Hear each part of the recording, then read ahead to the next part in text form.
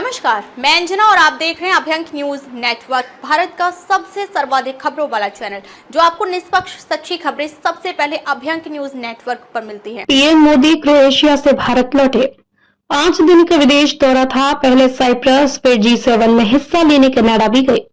PM Modi 5 दिन का विदेश दौरा पूरा करके गुरुवार के भारत लौट आए हैं। प्रधानमंत्री सबसे पहले 15 से 16 जून को साइप्रस में रहे, फिर 17 जून को कनाडा में पहुंचे।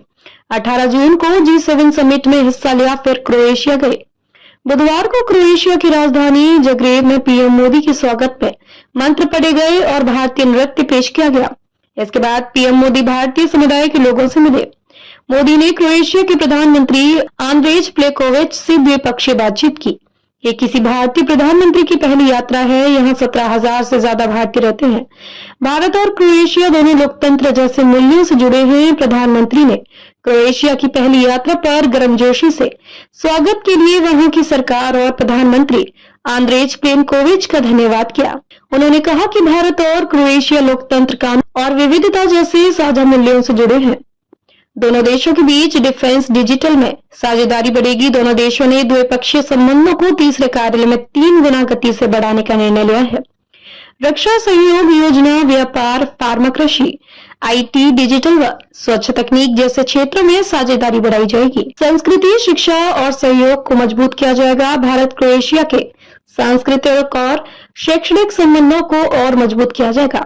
हिंदी चेयर की टाइमलाइन 2030 तक बढ़ाई गई है। 5 साल का सांस्कृतिक कार्यक्रम तय हुआ है और लोगों की आवाजाही के लिए मोबिलिटी समझौता जल्द होगा। भारत क्रोएशिया साझेदारी को और मजबूत करेंगे। पीएम मोदी ने कहा कि क्रोएशिया में भले ही यह यात्रा छोटी है, लेकिन मुझे आपके शहर की संस्कृति, जीवन शैली और यहाँ के लोगों की गर्मजोशी का अनुभव हुआ। यहाँ मुझे अपनेपन का एहसास हुआ। हमने बहुत से महत्वपूर्ण निर्णय लिए जो भारत क्रोएशिया साझेदारी को और मजबूत करेंगे और नए क्षेत्रों में मिलकर काम करने के रास्ते खोलेंगे। क्रोएशिया ने 25 जून 1991 को आधिकारिक रूप से यूगोस्लाविया से अपनी स्वतंत्रता की घोषणा की। इससे पहले यह देश socialist federal Republic of Yugoslavia का हिस्सा था, जिसमें कुल 6 गणराज्य शामिल थे। 1990 में क्रोएशिया में बहुदलीय चुनाव हुए और राष्ट्रवादी नेता फ्रांजो तुजमान की पार्टी सत्ता में आई। जून 1991 में संसद ने स्वतंत्रता की घोषणा कर दी। यूगोस्लाव सरकार और वहां की सेना ने इसका विरोध किया, जिससे क्रोएशिया युद्ध शुरू हुआ। युद्ध करीब 4 साल 1991 से 1995 तक चला, जिसमें हजारों लोग मारे गए और लाखों बेघर हुए।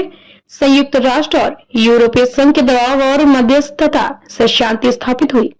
क्रोएशिया को 15 जनवरी 1992 को यूरोपीय देशों द्वारा औपचारिक मान्यता मिली और बाद में संयुक्त राष्ट्र ने भी उसे सदस्यता दी। ताजा खबरों के लिए अभ्यंक न्यूज नेटवर्क पेज को फॉलो करें और लाइक करें, सब्सक्राइब करें, बेल आइकन को दबाना ना भूलें। अगर आप हमें फेसबुक, ट्विटर, इंस्टा के माध्यम से देख रहे हैं तो फॉलो, कमेंट करना ना भूलें।